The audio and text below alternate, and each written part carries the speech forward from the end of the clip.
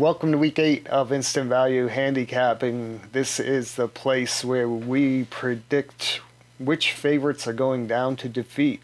And in the past 7 weeks, we've done a pretty good job of that. 11 of the 14 favorites we pegged as false have gone down to defeat.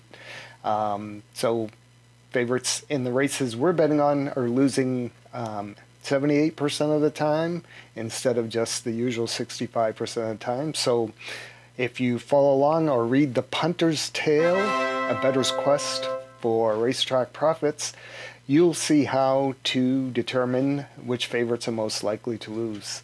So we're 11 for 14 on that count. Last week we had 4 plays. 3 of the false favorites lost. The downside is we did not pick a winner there, so we're lagging a little bit on the ROI.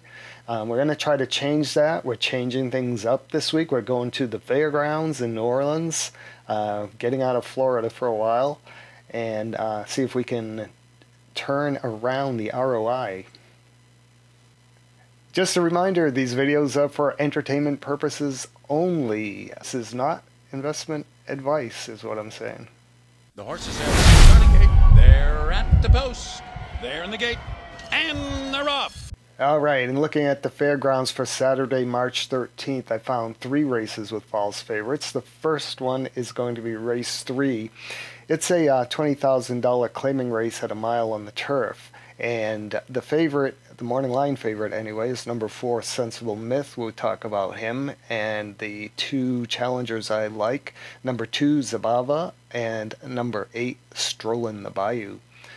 First of all, we have to determine why the favorite's false. Sensible Myth, his most recent win was for a $60,000 purse. He got $30,000 plus for that, and now they're willing to sell him for $20,000 without really giving her a try even in allowance company on the turf. So the last race was a disaster. Lost a lot of ground in the stretch, never challenged. It was an allowance race taken off the turf. The logical move would be to give her a chance in allowance back on the turf. They don't do that here. They put up the surrender sign and willing to let her go for less than what she made in her last win. So we're going to take 2 shots. Zabava, 4-1 morning line. Strollin' the Bayou, 7-2 morning line. Both are coming off of sharp races. The conditions of this race are interesting too. The horses who are eligible are horses who have not won twice at a mile or over on the turf since September 30th.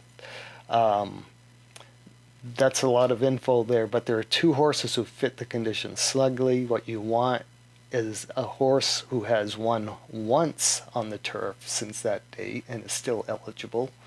And both Zabava and Strollin' the Bayou have won once since that date on the turf, over a mile, so they fit the conditions great. They're both coming off sharp races, and we're going to look for one of them to pull the upset here.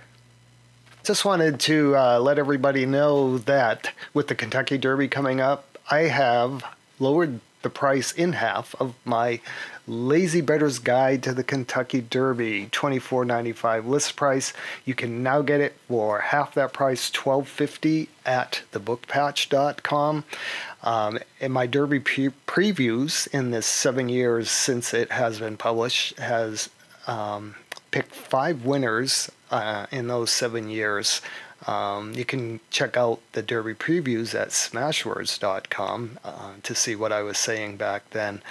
Also, because I lowered the price on that, special offer until March 15th, you can also get the Punter's Tale for $12.50 at thebookpatch.com. So limited offer till March 15th. I encourage you to get the book. Read up on the Kentucky Derby. The methods there have been spot on. I think you'll enjoy the reading too. Thank you.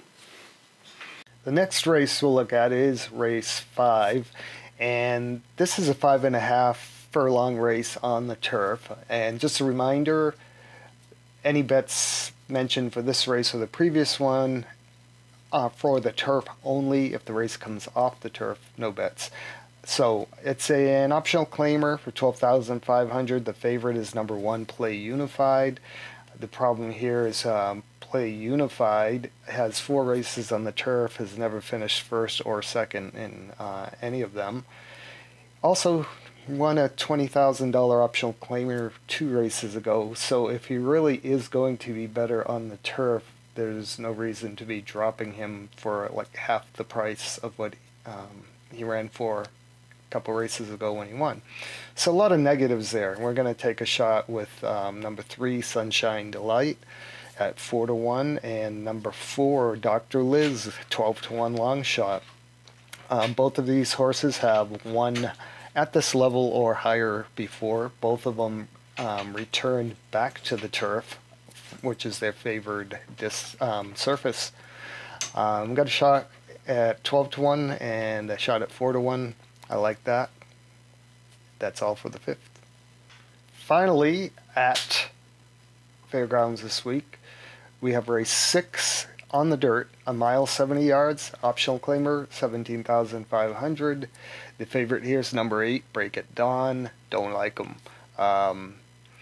Break It Dawn just recently won a race for a $30,000 purse at another track. This purse is $60,000.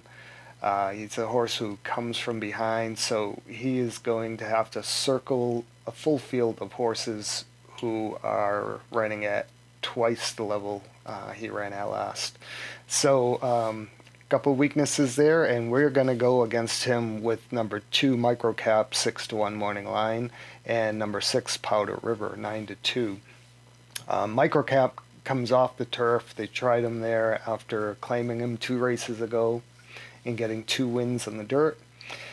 He comes back to the dirt, the surface he likes best, and they're not backing off class level, so his try on the turf convinced them he belongs at this level. 6-1's good price on him. And Powder River gets Sean Bridgmohan, good veteran jockey, after winning by 4 lengths last time. They took the blinkers off this horse 3 races ago, and he improved dramatically, ran 3 good races in a row, the last one resulting in a big win. Looks like he has more room to go forward. Those are our 2 plays. Those are our 3 races at Fairgrounds. Be sure to comment if you're following the races. Let us know what you think. Also like or subscribe. I'm going to do a big 10-week review in a couple weeks of all of our picks and performances and see where we are. So subscribe. You don't want to miss that. Thank you for watching.